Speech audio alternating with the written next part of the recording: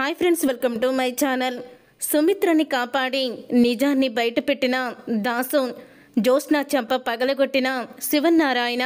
అసలు ఇదంతా ఎలా జరగబోతుందనేది ఈ వీడియోలో తెలుసుకుందాం.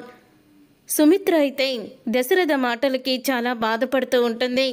అప్పుడే ఇక మమ్మీ నీకు ఇంట్లో ఉండడమే ఇష్టం లేనట్టు ప్రవర్తిస్తున్నావు డాడీ అని జ్యోత్స్న అన్న మాటలకి మీ మమ్మీని చూస్తుంటే నాకు అసలు ఈ ఇంట్లోనే ఉండబుద్ధి కావడం లేదు. మీ మమ్మీ చేసిన పనికి నేను ఎంతగా బాధపడుతున్నానో మీకేం తెలుసు. ఆ బుల్లెట్ తగిలిన రోజే నా ప్రాణాలు పోయి ఉంటే బాగుండేవి అని అనిపిస్తుంది. సుమిత్ర చేసిన ఈ తప్పుని నేను చూసేవాణ్ణి కాదు కదా అని దశరథ అన్న మాటలకి చాలా బాధపడుతూ ఉంటుంది సుమిత్ర. అప్పుడే ఇక సుమిత్ర అయితే ఒక నిర్ణయం తీసుకుంటుంది. ఆయన నా ముఖం చూడ్డానికి కూడా ఒప్పుకోవడం లేదు. నా ఉనికిని ఆయన భరించలేకపోతున్నారు. నేను ఆయనకి భార్యగా ఉండే అర్హతని కోల్పోయాను. భార్యగా ఉండే అర్హతని కోల్పోయానంటే కోడలుగా ఉండే అర్హతని కూడా కోల్పోయినట్టే కదా. ఇక నేనుండి లాభమేముంది? ఆయనకి దూరంగానే ఉంటే ఆయన ఆనందంగా ఉంటానని చెప్పేశారు. ఏ భార్య అయినా భర్త సంతోషమే కోరుకుంటుంది. నేను పక్కన లేకపోతేనే ఆయనకి సంతోషం అని అనుకుంటే ఇక నేను ఆయనకి కనిపించకుండా వెళ్ళిపోతాను. ఎప్పటికీ కూడా ఆయనకి నేను కనిపించను అని సుమిత్ర అయితే ఊహించని నిర్ణయం తీసుకుంటుంది. నువ్వు చేసిన పని చాలా తప్పు అంటూ పారిజాతం జ్యోత్స్నతో అంటూ ఉంటే నేను సీఈఓలో పదవిలో ఉండాలంటే ఈ మాత్రం చెయ్యాలే. ఇప్పుడు నా మీద తాతకి సానుభూతి వస్తుంది అని అంటూ జ్యోత్స్న అయితే పారిజాతంతో అంటూ ఉంటుంది. పాపం సుమిత్ర దశరథ మాటలకి ఎంత బాధపడుతుందో అని పారిజాతం అయితే అనుకుంటూ ఉంటుంది. ఇంతలో సుమిత్ర అయితే బయటికి వస్తూ ఉంటుంది. ఇంట్లో నుంచి వెళ్ళిపోతూ ఉంటుంది. అది చూసిన జ్యోత్స్న అయితే ఇదేంటి మమ్మీ ఈ టైంలో ఎక్కడికి వెళ్తుంది? డాడీ అన్న మాటలకి ఇంట్లో నుంచి వెళ్ళిపోతుందా, లేకపోతే ఏదైనా సూసైడ్ చేసుకుంటుందో? ఏది జరిగినా నా మంచికే అని జ్యోత్స్న చాలా స్వార్థంగా ఆలోచిస్తుంది. అప్పుడే పారిజాతం కళ్ళజోడు తీసుకొని తుడుచుకుంటూ ఇక అటువైపుగా చూస్తుంది. సుమిత్రలాగా కనపడుతుంది. ఇదేంటి సుమిత్రలా ఉందని కళ్ళజోడు పెట్టుకుని చూసేసరికి అక్కడ సుమిత్ర కనిపించదు. జ్యోత్స్న, అక్కడ నీకెవరైనా కనిపిస్తున్నారా? ఎవరో సుమిత్రలాగే అనిపిస్తున్నారే నాకు అని జ్యోత్స్నతో పారిజాతం అంటూ ఉంటే లేదు గ్రాని, అయినా మా మమ్మీ ఎందుకు వెళ్ళిపోతుంది? వెళ్ళదులే, నేను అలాగే అనుకున్నాను. పద మన లోపలికి వెళ్దాము అని జ్యోత్స్న అయితే పారిజాతంతో అబద్ధం చెప్పి ఇక లోపలికి తీసుకువెళ్ళిపోతుంది. ఇక ఉదయం అవుతుంది. ఉదయం అవ్వంగానే ఇక జ్యోత్స్న అయితే మమ్మీ ఈ పాటికి చచ్చే ఉంటుందా అని ఎంతో దుర్మార్గంగా ఆలోచిస్తూ ఉంటుంది జ్యోత్స్న. ఈలోగా దీప అయితే వస్తుంది. ఇక దీప వచ్చేసరికి అప్పుడే జ్యోత్స్న అయితే నాకేమీ తెలియనట్టే ఉంటాను. ఈ దీప వెళ్ళి మమ్మీకి కాఫీ తీసుకొని తాగడానికి కాఫీ తీసుకువెళ్తుంది కదా, అప్పుడు ఈ దీపే ఆమె సుమిత్రమ్మ కనిపించడం లేదని అప్పుడు గొడవ చేస్తున్నప్పుడు అప్పుడు నిజాన్ని బయట పెడతాను అని అంటూ జ్యోత్స్న అయితే ఇక లోపలికి వెళ్ళిపోతుంది.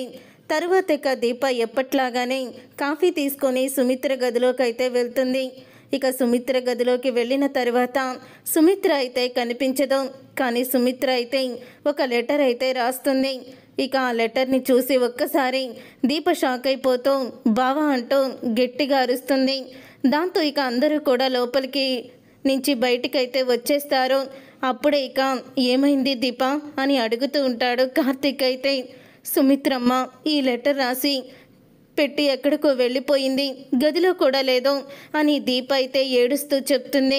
అది చూసి ఒక్కసారి కార్తీక్ అయితే షాక్ అయిపోతూ ఉంటాడు. అప్పుడే ఇక కార్తీక్ అయితే వెంటనే చూస్తూ ఉంటాడు ఆ లెటర్ని.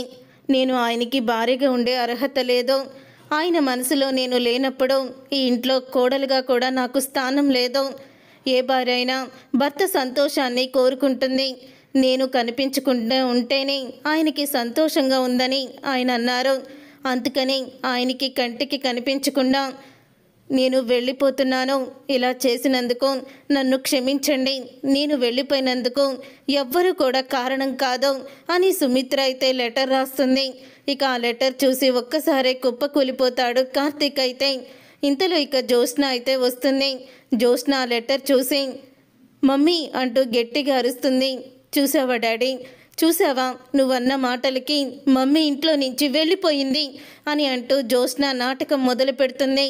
అప్పుడేక పారిజాతం షాక్ అయిపోతూ, అంటే రాత్రి మేం చూసింది సుమిత్రనే, కానీ జ్యోత్స్న మాత్రం సుమిత్ర బయటికి వెళ్ళిపోతూ ఉంటే మళ్ళీ నేనెక్కడ చూసి ఆపుతానేమో అని నాకు కూడా నిజం చెప్పకుండా నన్ను లోపలికి తీసిపోయిందా, ఇది ఇంత దుర్మార్గంగా ఆలోచించిందా అని పారిజాతం కూడా షాక్ అయిపోతూ ఉంటుంది. అప్పుడేక దశరథ ఆ లెటర్ చదివి షాక్ అయిపోతూ ఉంటాడు. చూసారా డాడీ, మీ వల్లే మమ్మీ ఇంట్లో నుంచి వెళ్ళిపోయింది, మా మమ్మీని నాకు తెచ్చిపెట్టండి అంటూ జ్యోత్స్న మొదలు పెడుతూ ఉంటుంది. అసలు నిన్నటికి నిన్న నువ్వు రెచ్చగొట్టే మాటలు మాట్లాడింది నువ్వే కదా, అవసరం లేని విషయాలన్నీ తీసుకువచ్చి వాళ్ళిద్దరి మధ్య దూరం పెంచావు కదా అని కార్తీక్ అంటూ ఉంటాడు. ఏంటి బావా, వాళ్ళిద్దరి మధ్య దూరం పెంచింది నేనా, నీ భార్య? ఆ రోజు మమ్మీ చేసిన తప్పు ఒప్పుకొని క్షమాపణ అడుగుతానంది, కానీ నీ భార్యని మాత్రం నువ్వు తను ఏ తప్పు చెయ్యలేదు, క్షమాపణ అడగదు, తప్పు ఒప్పుకోదు అంటూ నువ్వు కూడా నీ భార్యనే వెనకేసుకొచ్చావు.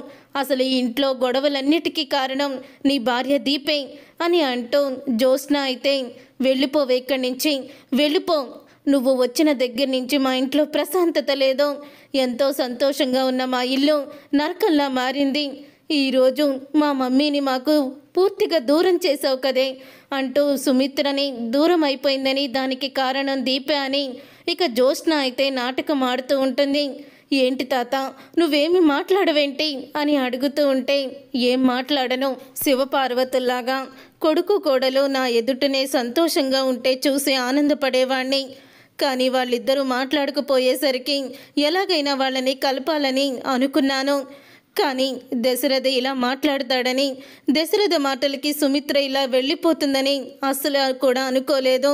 సుమిత్ర ఇంట్లో నుంచి వెళ్ళిపోయిందా, ఇంటి మహాలక్ష్మి వెళ్ళిపోయిందా అంటూ శివన్నారాయణ కూడా చాలా బాధపడుతూ ఉంటాడు.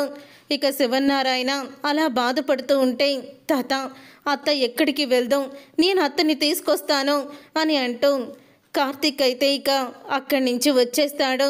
తర్వాత ఇక కార్తీక్ అయితే వెంటనే కాశీకి ఫోన్ చేస్తాడు. కాశీకి ఫోన్ చేయడంతో, అత్త ఇంట్లో నుంచి వెళ్ళిపోయింది కాశీ, ఎక్కడుందో వెతకాలి, నువ్వు కూడా వెతుకు అని అంటూ ఉంటాడు. అప్పుడు ఇక కాశీ అయితే సరే బావా అని అంటూ ఉంటే, ఏంట్రా కంగారు పడుతున్నావు అని అనగానే, రాత్రి ఇంట్లో జ్యోత్స్న అక్క ఏదో గొడవ చేసిందట, గొడవ చేసేసరికి పెదనాన్న పెద్దమ్మని బాగా తిట్టారంట, దాంతో పెద్దమ్మ ఇంట్లో నుంచి వెళ్ళిపోయిందట నాన్న అని అంటూ కాశీ అయితే చెప్తాడు. జ్యోత్స్న చివరికి ఇంతకి తెగించిందా, వదిన ఇంట్లో నుంచి వెళ్ళిపోయేలా చేసిందా, ఇన్ని రోజులు ఈ నిజాన్ని నేను దాచిపెట్టినందుకు నేనెంతో సిగ్గుపడుతున్నాను.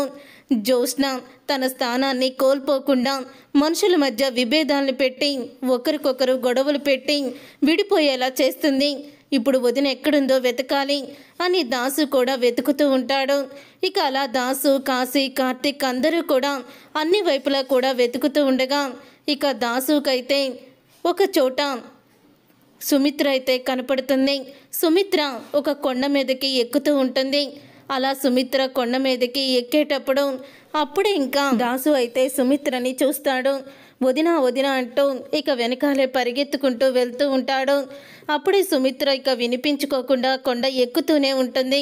చివరికి కొండ మీద ఎక్కి కిందకి దూకేటప్పుడు సరిగ్గా ఇక సుమిత్రని ఆపుతాడు దాసు. అయితే ఏం చేస్తున్నావు వదిన, అసలు నువ్వేం చేస్తున్నావో నీకు అర్థమవుతుందా అని అంటూ వెనక్కి లాగుతాడు సుమిత్రని. అప్పుడే ఇక సుమిత్ర అయితే లేదు దాసు, నేను బ్రతికి ఎవరికి కూడా ప్రయోజనం లేదు, నన్ను చనిపోనివ్వు అని సుమిత్ర అంటూ ఉంటుంది దాసుతో. ఎంత మాట అంటున్నారు వదిన, మీరు చనిపోవడం ఏంటొదినా, ఆగండి వదిన ఆగండి, నా భర్తకి నన్ను అర్థం చేసుకునే ఇది లేదు, నేను తప్పు చేశానని ఆయన నన్ను చూడ్డానికి కూడా అసహించుకుంటున్నారు. నేను దీపని ద్వేషించింది, దీప ఆయన్ని చంపడానికి ప్రయత్నించిందని, దీప చేసిన తప్పులు కనిపించకుండా నేను చేసిన తప్పే కనిపిస్తుంది. ఆ దీప అంత దుర్మార్గురాలు ఈ లోకంలో ఎవ్వరూ కూడా ఉండరు అని అంటూ ఉంటుంది. సుమిత్ర అప్పుడే దీప ఎవరనుకున్నావు వదినా, దీప నీ కన్న కూతురు అని దాసు అంటాడు. ఆ మాట విని ఒక్కసారి సుమిత్ర ఆగిపోతుంది. ఏంటి దాసు, నీకేమన్నా పిచ్చి పట్టిందా? లేకపోతే గతం మర్చిపోయినట్టు ఏమైనా మర్చిపోతున్నావా? దీప నా కన్న కూతురేంటి? నా కన్న కూతురు జ్యోత్స్న అని అంటూ ఉంటుంది సుమిత్ర. కాదు వదినా, నీ కన్న కూతురు జ్యోత్స్న కాదు, నీ కన్న కూతురు దీప. జ్యోత్స్న నా కన్న కూతురు అని అనగానే సుమిత్ర షాక్ అయిపోతూ, నీ కూతురు పుట్టినప్పుడే చనిపోయింది కదా, మళ్ళీ నీ కూతురు అంటావేంటి అని అంటూ ఉంటుంది.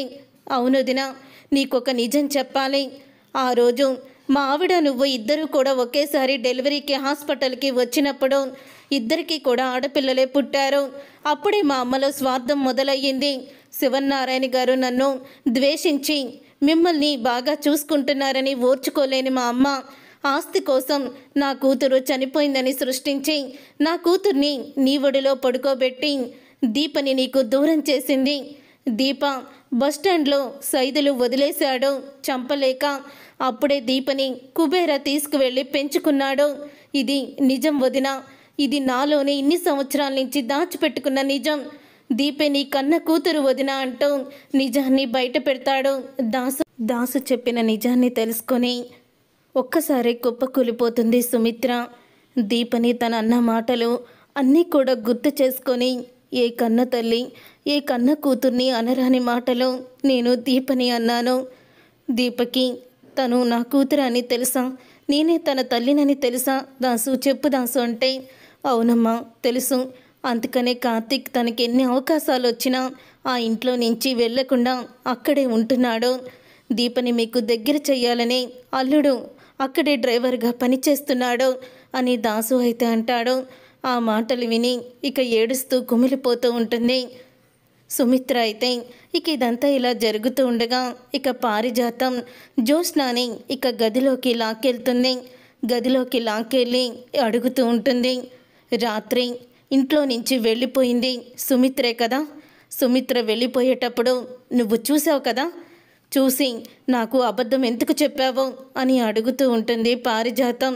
నువ్వు చూసి కూడా ఎందుకు సుమిత్రని ఆపలేదో, ఈరోజు చూడు ఇంట్లో ఏం జరుగుతుందో అని అంటూ ఉంటే, ఇలా జరగాలనే కదా గ్రాని నేను మా మమ్మీ వెళ్ళిపోతూ ఉన్నా నేను చూసి చూడనట్టు వదిలేశాను, అందుకని నీకు కూడా అబద్ధం చెప్పాను. మా మమ్మీ వెళ్ళిపోతూ ఉంటే నువ్వు ఖచ్చితంగా ఆపుతావు, కానీ అందుకని అస్సలు కూడా నీకు చెప్పలేదు. నిన్ను లోపలికి తీసుకువచ్చేశాను. ఇప్పుడు మమ్మీ ఇంట్లో నుంచి వెళ్ళిపోతే ఖచ్చితంగా తాత డాడీని ద్వేషిస్తాడు, నేను CEO పదవిలో కూర్చోవచ్చు అని అంటూ ఉంటుంది జ్యోత్స్న. ఓసై, నువ్వు ఇంత దుర్మార్గంగా ఆలోచించావా? అసలు నువ్వు మనిషివేనా? అసలు మీ మమ్మీ చేత ఆ తాళి తీయించింది నువ్వు కదే. నువ్వు చేసిన తప్పుని మీ మమ్మీ చేసినట్టు క్రియేట్ చేసి నీకేమీ తెలియనట్టు మీ నాన్న మీద గొడవపడి మీ నాన్న మీద నువ్వు గొడవ చేసి మీ మమ్మీని మీ నాన్న దృష్టిలో తప్పు చేసిందల్లా చూపించావు కదే. నువ్వు ఇలాగా తయారవుతావని అస్సలు అనుకోలేదు అని అంటూ ఉంటుంది పారిజాతం.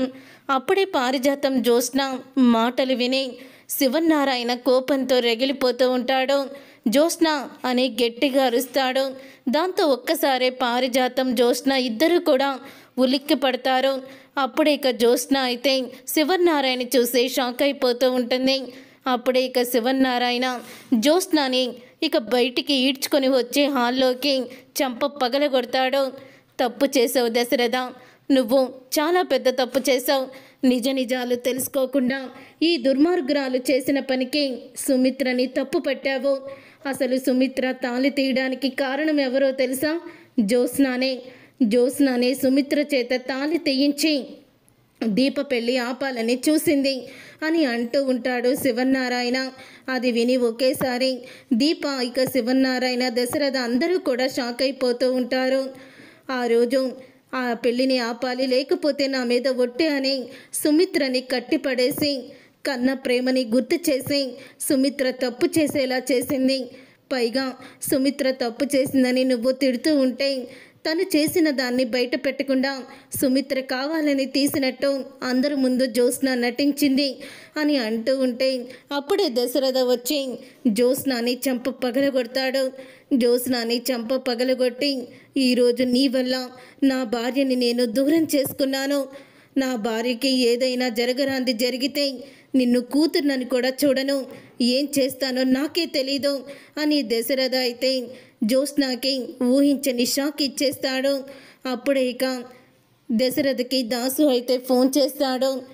సుమిత్ర వదిన నా దగ్గరే ఉందన్నయ్య అని దాసు చెప్పడంతో ఇక జ్యోత్స్న ఒక్కసారి షాక్ అయిపోతూ ఉంటుంది. ఏంటి, దాసు దగ్గర మమ్మీ ఉందా? ఒకవేళ మమ్మీకి దాసు నిజం చెప్పేశాడా అంటూ అసలు భయం మొదలవుతుంది జ్యోత్స్నాలో. చూసారుగా ఫ్రెండ్స్, రాబోయే కథలో ఖచ్చితంగా ఇలాగే జరగబోతుంది. మరి ఇలాగే జరగాలని మీరైతే కోరుకుంటున్నారా? అయితే వీడియోని తప్పకుండా లైక్ చేసి ఛానల్ని సబ్స్క్రైబ్ చేసుకొని పక్కనే ఉన్న గంట సింబల్పై ఆలని క్లిక్ చేయండి. అప్పుడే మేము పెట్టే ప్రతి వీడియో మీరు మిస్ కాకుండా చూసేవచ్చు.